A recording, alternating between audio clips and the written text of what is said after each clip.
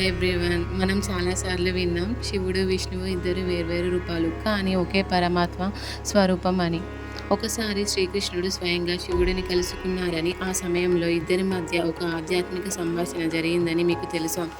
ఈరోజు మనం ఆ అరుదైన కథను వినబోతున్నాం.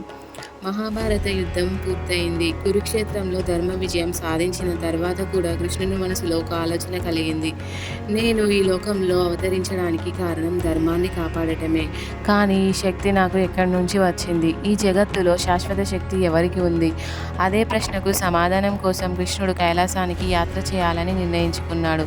అతడు ధ్యానం చేస్తూ త్రికూట పర్వతాలను దాటి చివరకు హిమాలయాల్లోని కైలాసానికి చేరుకున్నాడు. కైలాసానికి చేరుకున్న కృష్ణుడిని గణపతి, నంది గణాలు ఆహ్వానించారు. ఆ తర్వాత ఆయన గుహలోనికి ప్రవేశించగా శివుడు పార్వతితో కలిసి తపస్సులో ఉన్నారు. కృష్ణుడు భక్తిపూర్వకంగా నమస్కరించాడు. శివుడు కళ్ళు తెరిచి చిరునవ్వుతో కృష్ణుడిని చూసి, విష్ణుమూర్తి స్వాగతం. నువ్వు వచ్చావంటే యాదవ వంశానికి పుణ్యం పెరిగింది అని అన్నాడు.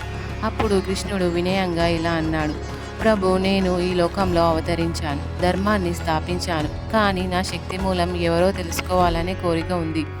శివుడు మృదువుగా నవ్వి ఇలా అన్నాడు: కృష్ణ, నువ్వు నన్ను వేరుగా భావిస్తున్నావు, కానీ వాస్తవానికి నువ్వు నేనే, నేనే నువ్వు.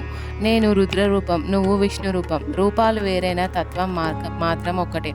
నువ్వు జగత్తు సంరక్షకుడు, నేను జగత్తు సంహారకుడు. కానీ మనిద్దరం కలిసినప్పుడు మాత్రమే సృష్టి, స్థితి, లయం సమతుల్యమవుతాయి. ఇదే పరమాత్మక రహస్యం. పక్కన కూర్చున్న పార్వతీదేవి కూడా చిరునవ్వుతో ఇలా అన్నారు: కృష్ణ, నువ్వు భక్తుల హృదయంలో ఆనందం నింపుతావు. శివుడు జ్ఞానం, యోగం అందిస్తాడు. దేవుళ్లలో ఎటువంటి భేదం లేదు. భక్తులు ఎవరిని పూజించినా చివరికి చేరేది పరమాత్మ ఒక్కరినే.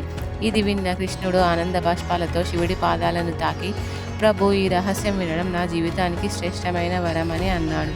ఈ రోజు నుండి ఒక సత్యం మరింత స్పష్టమైంది.